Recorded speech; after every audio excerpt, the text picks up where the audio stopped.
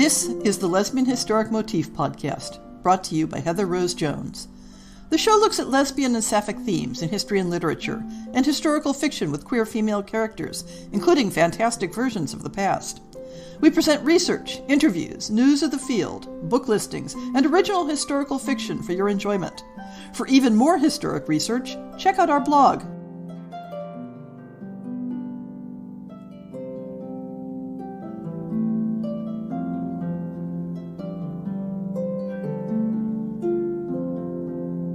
Welcome to On the Shelf for March 2023. I feel like I have very little to discuss this month, but the extensive list of recent books makes up for that in content. And I felt inclined to ramble a bit in the What I've Been Consuming section to make up a little for how far behind I am in posting book reviews. I do have another podcast I'd like to direct your attention to. I can't say a new podcast because evidently they've been broadcasting for 5 years or so at this point, but new to me at least. The show is Queer as Fact and is based out of Australia. Their content tends to be relatively modern topics, that is, modern from the point of view of my interests, but the most recent episode caught my attention because it's on women loving women in classical Rome, a topic my own show has tackled. There's a link to the podcast in the show notes.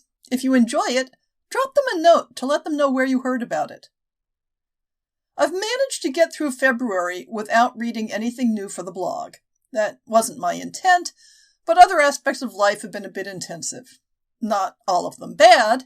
I spent a lot of time in February processing my overly abundant Seville orange crop, and now have the year's supply of marmalades, candied orange peel, and other preserved items put away. Nature has a habit of reminding us that the seasons turn as they will, and you need to get with the program and catch up. I did acquire one new book that I may mention in the blog, though the queer content is extremely minimal. This is The Once and Future Sex by Eleanor Janega, subtitled Going Medieval on Women's Roles in Society, from which you may understand that it's a popular-oriented work on women's history in the Middle Ages.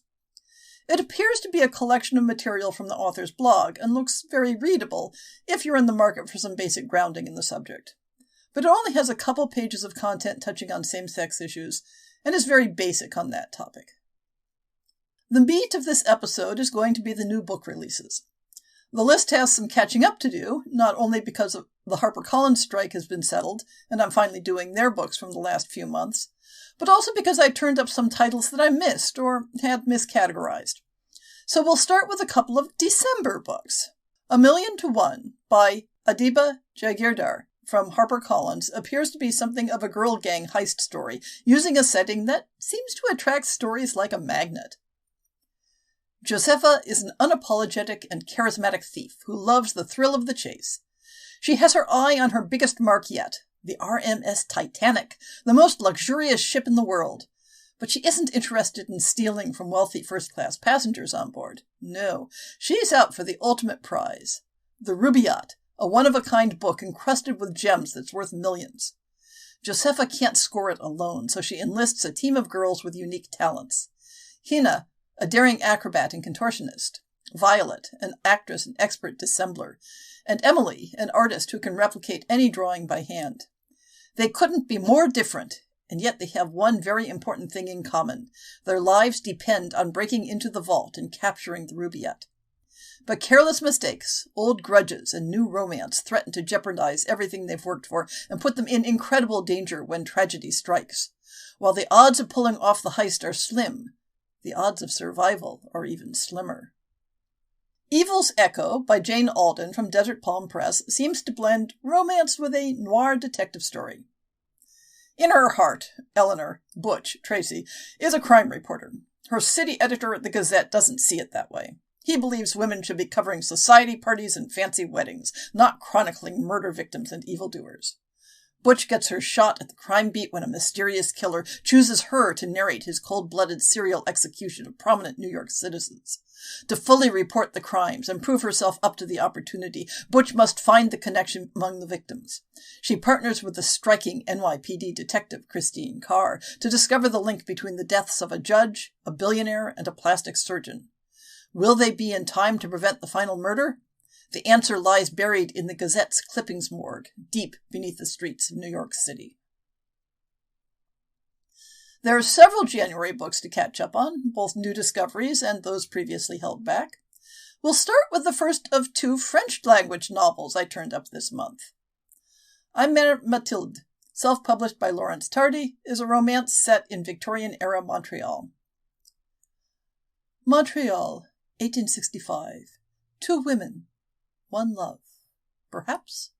Mathilde Hebert, the pretty, cheerful, blonde 19-year-old daughter of a notary, has a chance meeting with Elizabeth Rice, a 25-year-old Irish immigrant living alone in an industrial district rooming house. Mathilde is delighted to meet a young woman interested in something other than marriage and fashion. Set in Montreal, their feelings for each other emerge hemmed in by rigid Victorian morality. How can they find a place for their love? When We Lost Our Heads, by Heather O'Neill from Penguin Random House, is, quite by coincidence, also set in 19th century Montreal. With the contrast of careless privilege and civic unrest, it seems the protagonist shares much with her namesake, as alluded to in the title. Marie Antoine is the charismatic, spoiled daughter of a sugar baron. At age 12, with her pile of blonde curls and unparalleled sense of whimsy, she's the leader of all the children in the Golden Mile, the affluent strip of 19th century Montreal where powerful families live. Until one day in 1873, when Sadie Arnett, dark-haired, sly, and brilliant, moves to the neighborhood.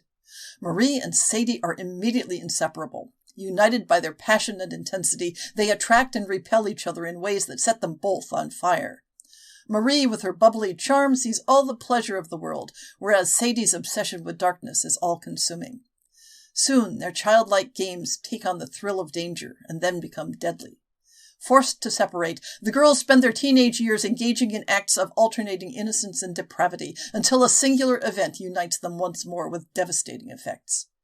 After Marie inherits her father's sugar empire and Sadie disappears into the city's gritty underworld, the working class begins to foment a revolution. Each woman will play an unexpected role in the events that upend their city. The only question is whether they will find each other once more. Your Goyle and Mine, The Magical Underground No. 1, self-published by Nan Sampson, mashes up several historic eras thanks to a sprinkling of magic. It's 1921. The Great War is finally over, but trouble is again brewing for Paris's most defiant witch. When Father Dominic knocks at Celeste Berenger's door asking her to find Eddie, one of the last living gargoyles, she jumps at the chance. For the last 50 years, she and her life partner, Astrid Tollefson, have run an apothecary shop on the border between the hidden magical quarter with its cornucopia of magical denizens and the mundane streets of post-war Paris. 50 years of punishment for a devastating natural disaster that wasn't entirely Celeste's fault. But this is her chance to feel useful again.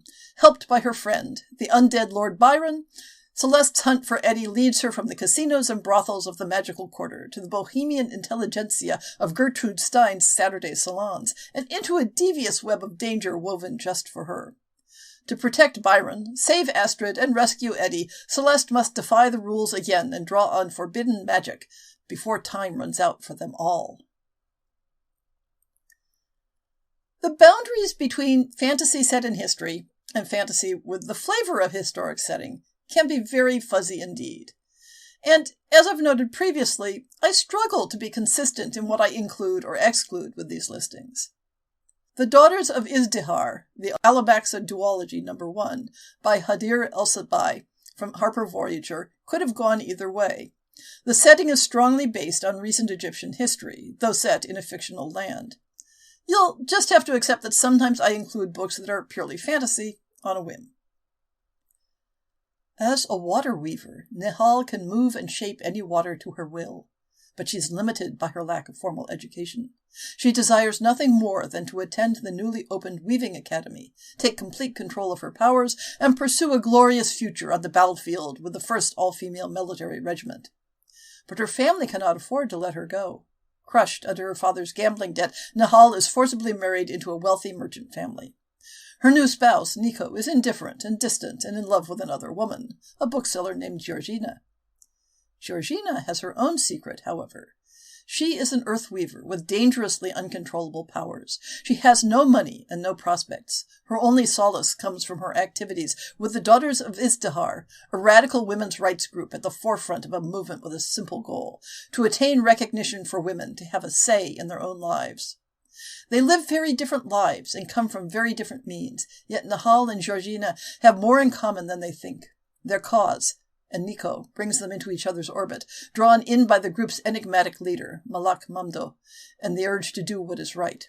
But their problems may seem small in the broader context of their world, as tensions are rising with a neighboring nation that desires an end to weaving and weavers.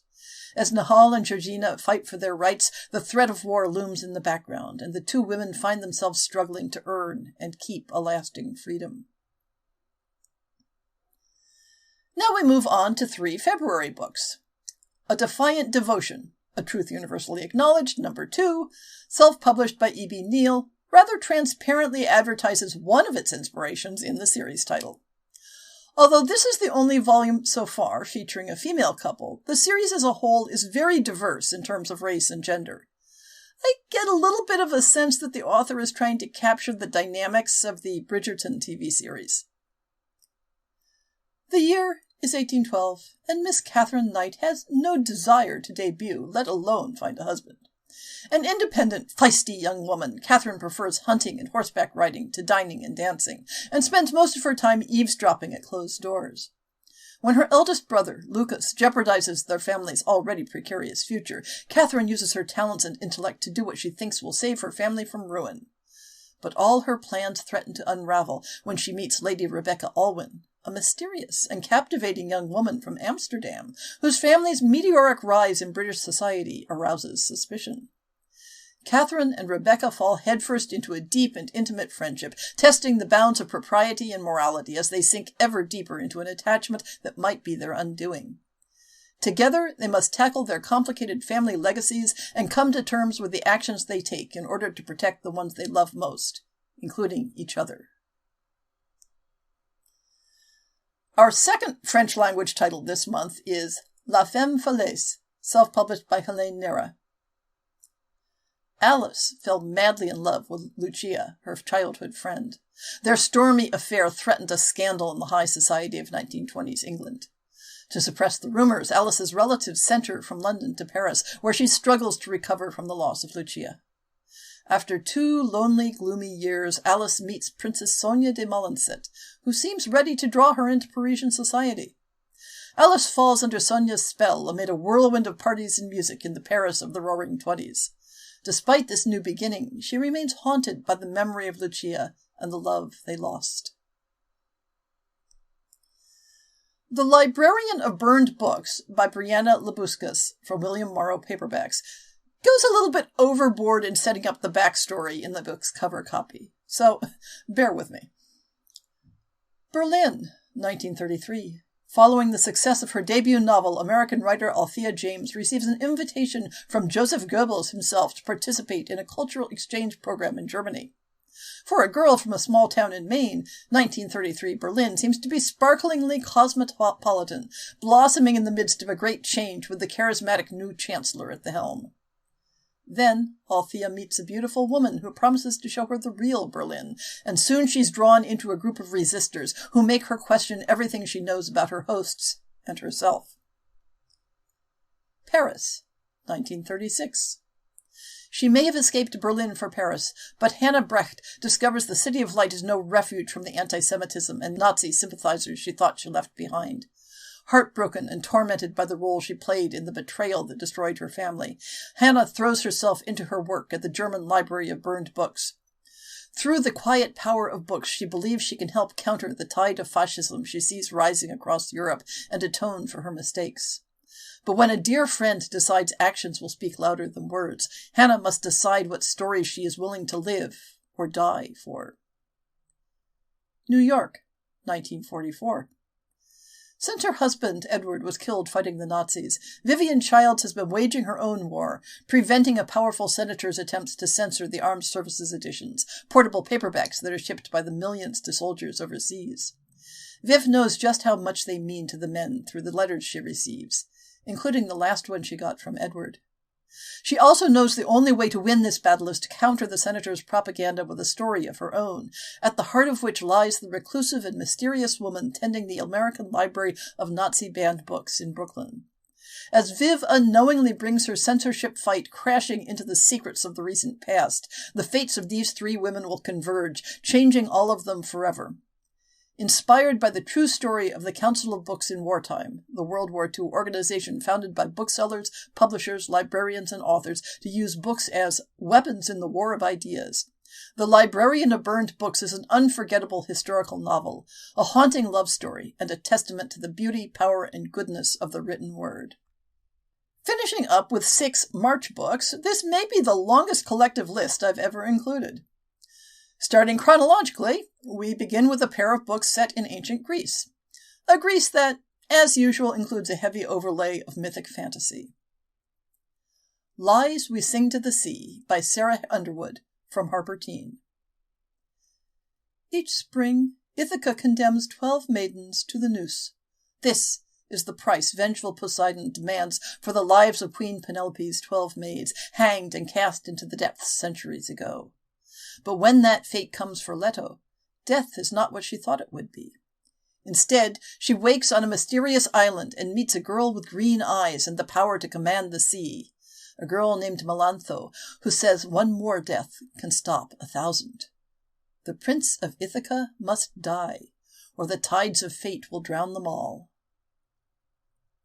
As is often the case, that description doesn't give any indication of the book's sapphic content, so you'll have to trust the tags in Goodreads. The second Greek book is a bit more forthcoming. Now the Wind Scatters by J. Donnell from Asteria Press. Iphigenia seems to have it all. As the eldest daughter of the House of Atreus and Princess of Mycenae, Iphigenia has had an idyllic childhood despite her family's blood-stained history. She is the darling of the people of her city, and at her side are her endearingly annoying sister Electra and the adorable baby brother Orestes. As she comes of age, however, that fragile peace is threatened by strange, burgeoning feelings for her handmaiden. Amidst this crisis of identity, another looms as an ancient goddess only Iphigenia can see, simmers beneath the surface of reality. All of this falls to the back burner when war with the Trojans looms high on the horizon, and Iphigenia's father summons her with a proposal of marriage she would go to the ends of the earth to avoid. In a desperate attempt to circumnavigate her fate, Iphigenia discovers a dark truth. The altar her father intends for her is sacrificial rather than matrimonial. It is only by an act of divine intervention that she survives, and it is by divine retribution that she will have her revenge. It is from the desecrated shores of Aulis that Iphigenia will embark on a journey that will take her from the furthest reaches of the ancient Mediterranean to the underworld itself. Amidst romances with goddesses and her own terrifying deification, Iphigenia plots. Despite the pleas of everyone around her, she vows that blood will soon stain the marble halls of the House of Atreus once again. Vengeance is sweet, but as Iphigenia soon discovers, it comes at a price that could cost her everything. When Daughters of Nantucket by Julie Gerstenblatt from Mira turned up in my search terms, it had all those vague, queer-coded descriptions like the secret wishes of her heart.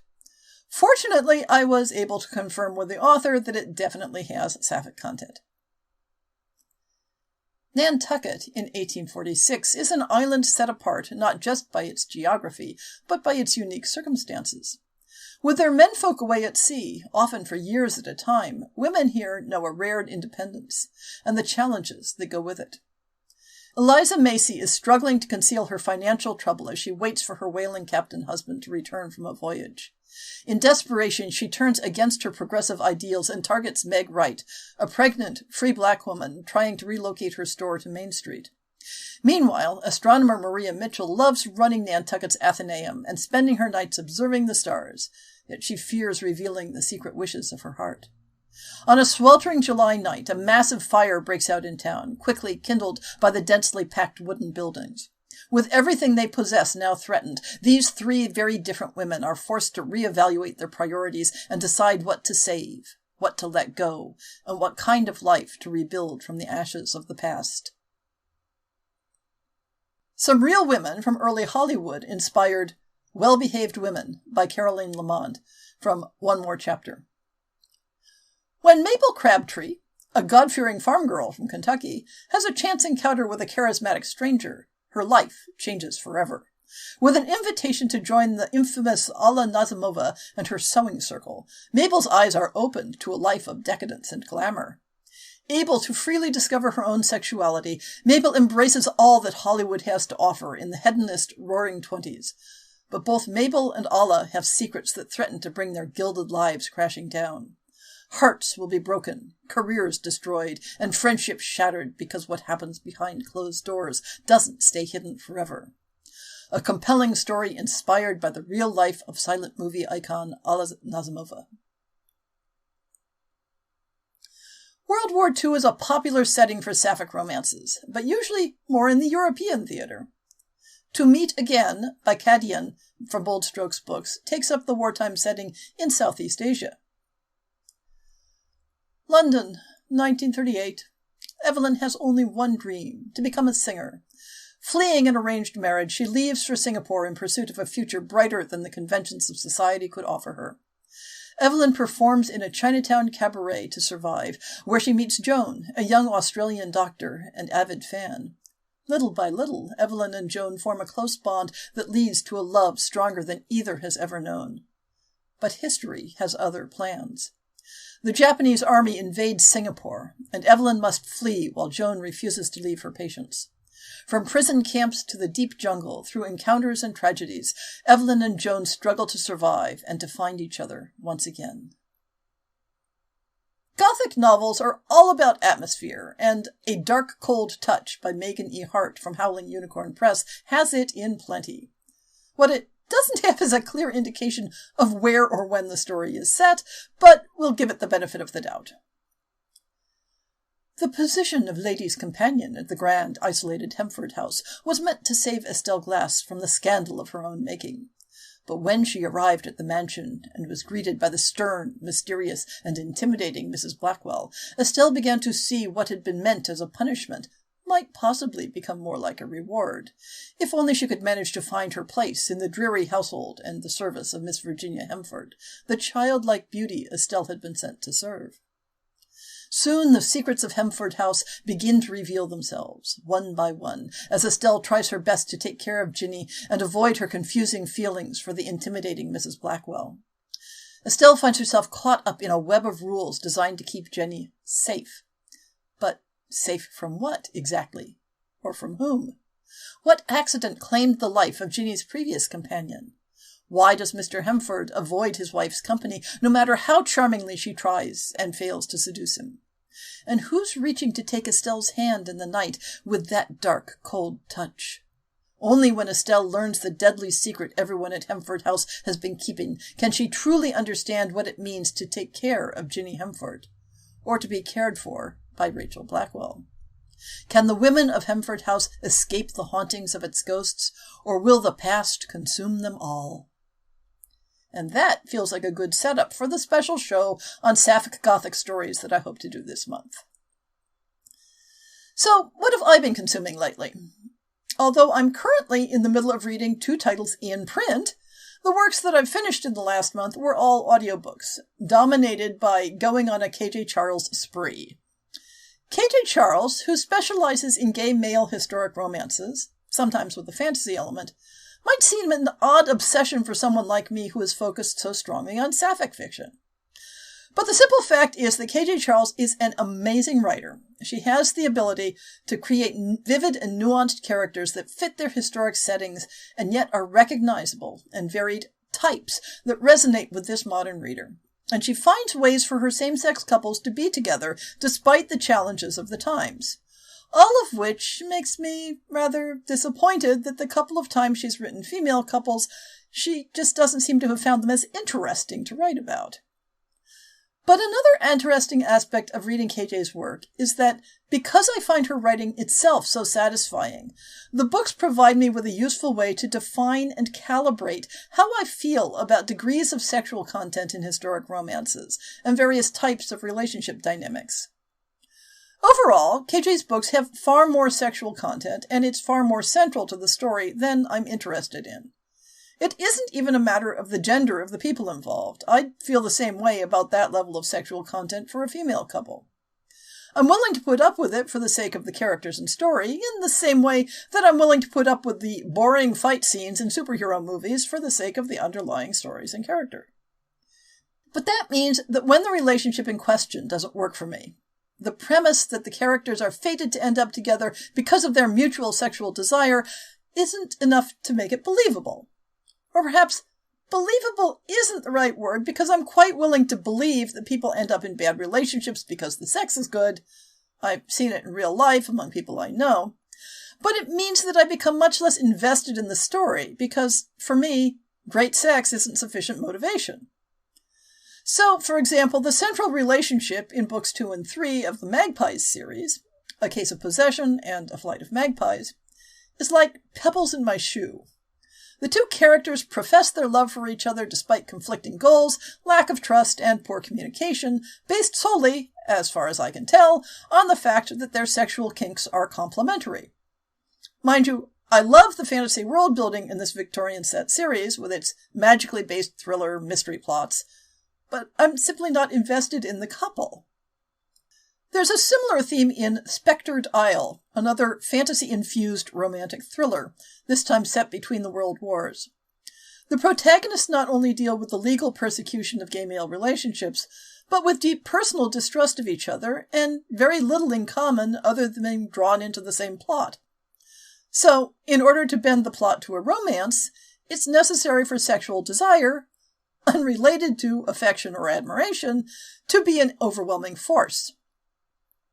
That dynamic works better for me in The Henchman of Zenda, KJ's alternate take on the classic novel The Prisoner of Zenda, because the central characters are not framed as a romantic couple, but as rivals, possible adversaries, and only incidentally fuck buddies.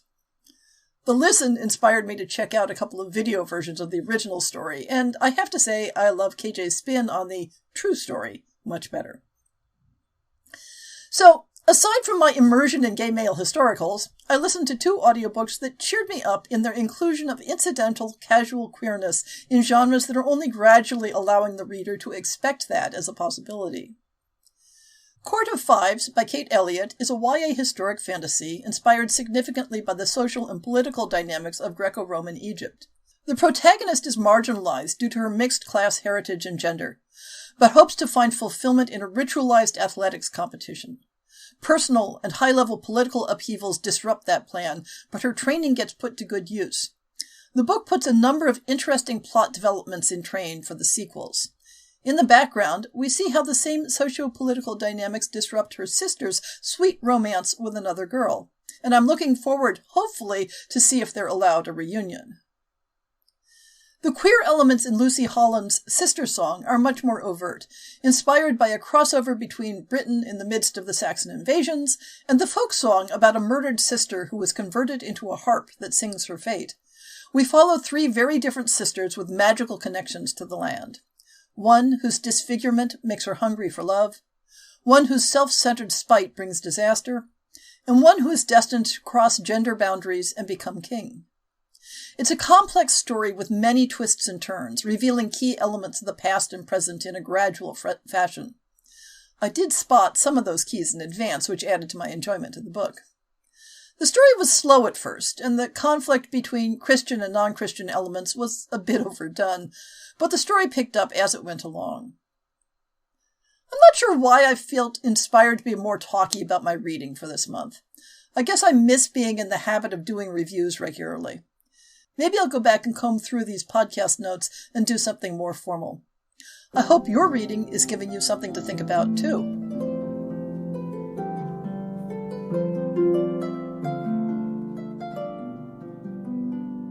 I hope you've enjoyed this episode of the Lesbian Historic Motif Podcast. See the show notes for links to people and topics. Most shows will have a transcript linked as well. If you have a book announcement, a topic suggestion, or might like to appear on the show, please drop me an email. If you enjoyed this podcast, please rate it and subscribe on your favorite podcast app, and consider supporting our Patreon.